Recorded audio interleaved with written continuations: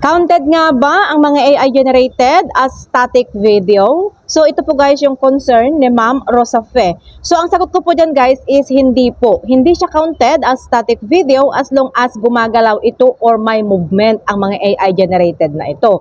Pero kung yung AI na ginawa mo is hindi gumagalaw or picture pa rin siya, yun po yung tinatawag nating static video. At mas mabilis lang ito ma-flag. At saka itong static video guys, hindi siya pwedeng kumita dito kay Facebook. Dahil ayon sa partnership monetization policies ni Meta, hindi po eligible for monetization yung mga static images or yung mga static video. Kasama po dyan yung slideshow of images at saka yung looping videos. Kasi nasa prohibited format po yan ni Meta ang mga yan guys. Pero kung gusto mong kumita dito kay Meta, dapat yung mga may movement, yun yung gawin mong reels. Dapat yung gumagalaw. Ganon, hindi siya picture lang, nalalagyan mo siya ng music. At dapat may value or informative. Kasi kung yung AI na yan is hindi mo original or kinopya mo lang yan or kinuha mo lang yan sa ibang platform, hindi po yan kikita dahil nga unoriginal content na po ang mga yan or inauthentic content.